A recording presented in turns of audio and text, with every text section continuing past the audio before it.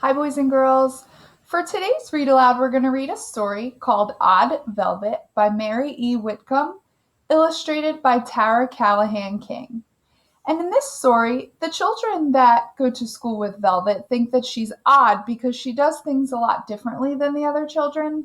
So we're going to read to see what happens. Odd Velvet.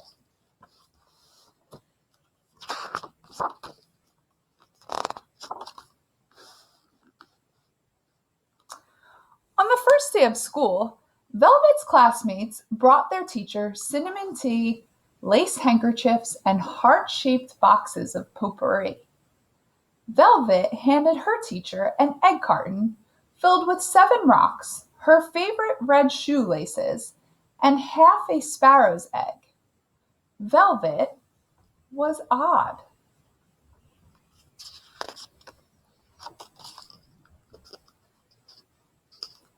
At lunchtime, Velvet not only carried a used brown paper bag, but inside of it were things like carrots and a butter sandwich, and she ate them.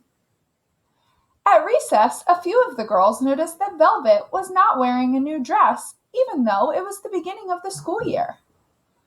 Where did she come from? They wondered out loud. All of the strangeness did not stop after the first day of school. In fact, it got worse. Velvet brought in a milkweed pod for show and tell. Luckily, 3 of the other girls brought in a talking doll, a wedding doll, and a crying doll, and saved the day.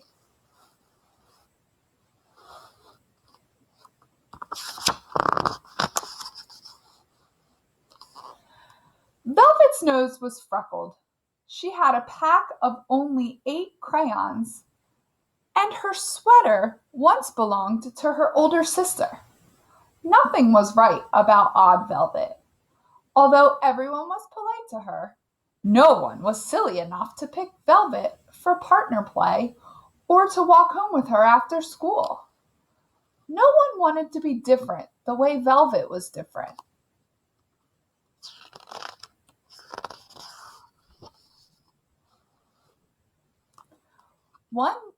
On the day of the school field trip, the children were laughing and calling each other by their nicknames. Someone called out, "What's your nickname, Velvet?" It got quiet as Velvet looked around. "I don't have one," she said.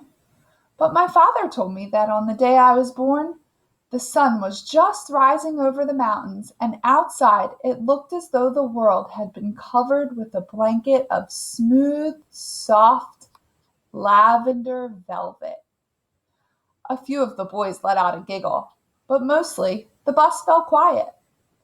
For a moment, everyone was thinking of how beautiful that morning must have been, the day Velvet was born.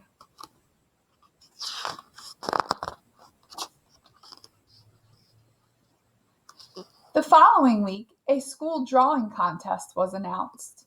There was no question who the winner would be. Sarah Garvey had the best markers, the biggest paint set, and more colored pencils than anyone else in the class. When the day arrived to announce the winner, the children let Sarah sit right up front. No one was more surprised than she was when the teacher called out Velvet's name. There's Velvet's drawing.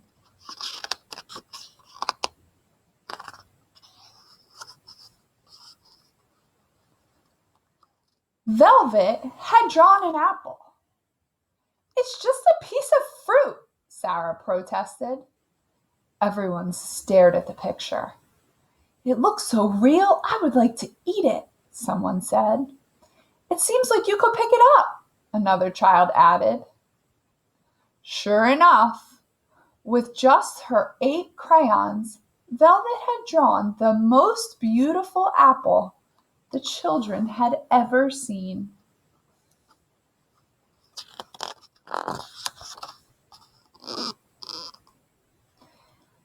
Little by little, the things that Velvet said and the things that Velvet did began to make sense. The teacher had Velvet speak for 2 whole days about her rock collection. She even had ashes from a real volcano.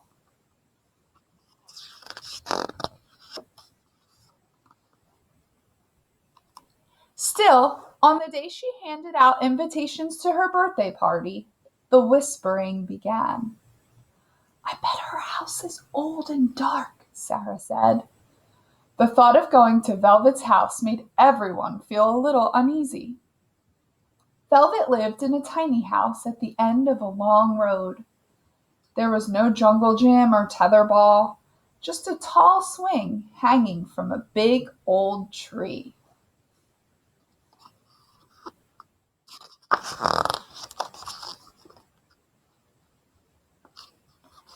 At the door, Velvet's mom and dad politely asked the children in. There were no birthday magicians or wizards, not even a clown. But they got to turn Velvet's room into a castle. The royal subjects painted their faces and put glitter in their hair. They jumped high off the bed into a blue blanket moat. A moat is water that goes around the castle, like here, to keep away people that want to attack the castle. Velvet's sister made each of them golden crowns with colored jewels. They took turns wearing Velvet's royal cloak, which used to be a bed cover. They played cards and shot marbles. Velvet even showed them how to draw beautiful apples.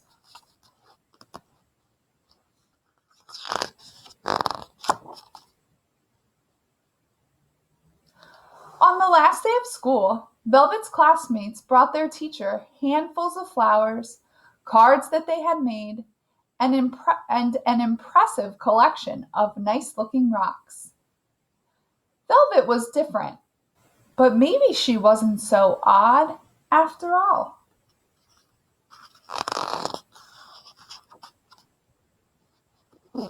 The end. So, boys and girls, you see how once the children got to know Velvet a little bit and appreciate her for who she was and her uniqueness and the things that she knew and could teach them and share with them, they became friends and they learned to enjoy the simple things in life, like a tree swing or picking fresh flowers for your teacher. I hope you enjoyed this book, and I hope that you learned that even though someone may seem odd or different to you, it's worth getting to know them because they may teach you something new and you may realize they're not so odd after all. Have a good day, boys and girls.